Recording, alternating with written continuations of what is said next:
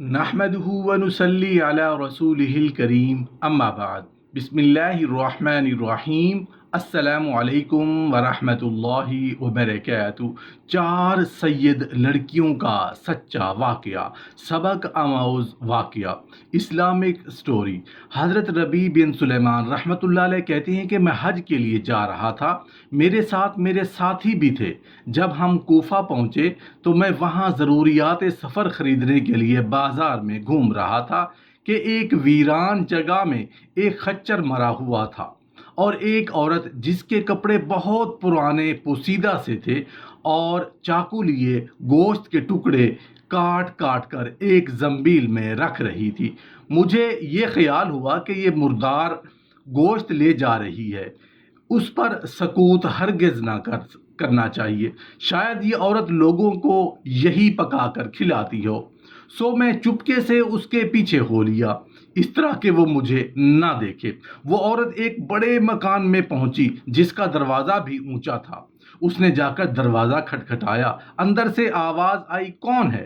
اس نے کہا، کھولو، میں بدحال ہوں۔ دروازہ کھولا گیا اور گھر میں چار لڑکیاں نظر آئیں جن کے چہرے سے بدحالی اور مصیبت کے آثار ظاہر ہو رہے تھے۔ وہ عورت اندر گئی اور زنبیل ان لڑکیوں کے سامنے رکھ دی۔ میں کواڑوں کی درزوں سے جھانک رہا تھا، میں نے دیکھا اندر سے گھر برباد اور خالی تھا۔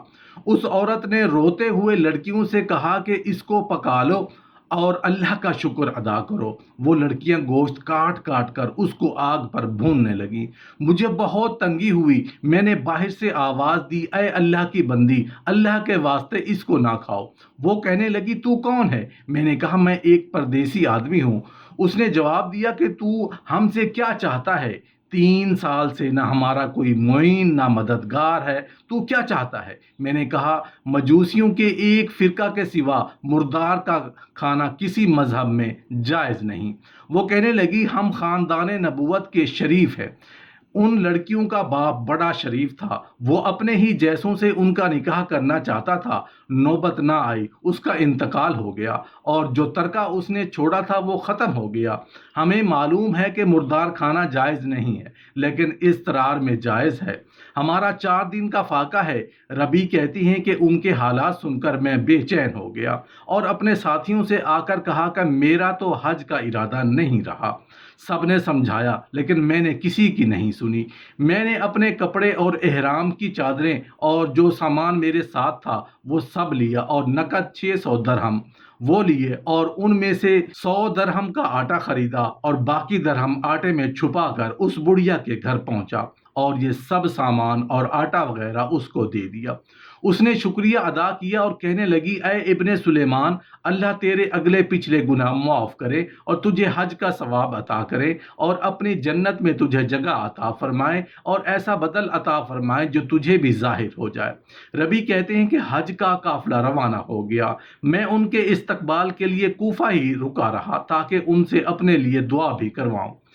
جب حجاج کا ایک قافلہ میری آنکھوں کے سامنے سے گزرا تو مجھے اپنے حج سے محرومی پر بہت افسوس ہوا اور رنج سے میرے آنسو نکل آئے۔ جب میں ان سے ملا تو میں نے کہا کہ اللہ تمہارا حج قبول کرے اور تمہارے اخراجات کا بدلہ عطا فرمائے۔ ان میں سے ایک نے کہا، یہ کیسی دعا ہے؟ میں نے کہا کہ اس شخص کی دعا جو دروازے تک کی حاضری سے محروم ہوا۔ وہ کہنے لگے، بڑے تعجب کی بات ہے کہ اب تو اس سے بھی انکار کر رہا ہے۔ تو ہمارے ساتھ عرفات کے میدان میں نہیں تھا، تو نے ہمارے ساتھ رمی جمرات نہیں کی، تو نے ہمارے ساتھ طواف نہیں کیے۔ میں اپنے دل میں سوچنے لگا، یہ اللہ کا لطف ہے۔ اتنے میں میرے شہر کے حاجیوں کا قافلہ آ گیا۔ میں نے کہا، اللہ تمہاری سعی مشکور فرمائے، تمہارا حج قبول فرمائے۔ ایک شخص کہنے لگا، تو ہمارے ساتھ عرفات پر نہیں تھا، رمی جمرات نہیں کی، تو ہمارے ساتھ تھا اور اب انکار کر رہا ہے۔ ان میں سے ایک شخص آگے بڑھا اور کہنے لگا کہ بھائی، انکار کیوں کرتے ہو؟ تم ہمارے ساتھ مکہ میں نہیں تھے یا مدینہ میں نہیں تھے جب ہم قبر اطہر کی زیارت کر کے باب جبرائیل سے باہر کو آ رہے تھے؟ اس وقت ازدحام کی کثرت کی وجہ سے تم نے یہ تھیلی میرے پاس امانت رکھوائی تھی جس کی مہر پر لکھا ہوا ہے، جو ہم سے معاملہ کرتا ہے وہ نفع کماتا ہے، اس نے کہا یہ لو اپنی تھیلی واپس۔ ربی کہتے ہیں کہ میں نے اس تھیلی کو کبھی اس سے پہلے دیکھا بھی نہیں تھا۔ اس کو لے کر میں گھر واپس آیا، عشاء کی نماز پڑھی اور اپنے وظیفہ پورا کیا۔ اسی سوچ میں جاگتا رہا کہ آخر یہ قصہ کیا ہے۔ اسی کشمکش میں آنکھ لگ گئی تو میں نے نبی کریم صلی اللہ علیہ وآلہ وسلم کی خواب میں زیارت کی۔ نبی کریم صلی اللہ علیہ وسلم نے تبسم فرماتے ہوئے ارشاد فرمایا کہ اے ربی، آخر ہم کتنے گواہ اس پر قائم کریں کہ تو نے حج کیا ہے، تو مانتا ہی نہیں۔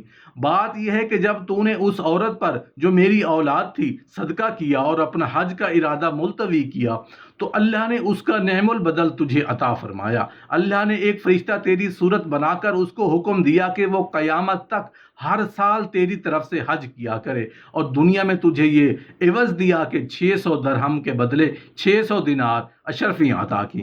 ربی کہتے ہیں کہ جب میں سو کر اٹھا تو اس تھیلی کو کھول کر دیکھا تو اس میں 600 اشرفیاں تھیں۔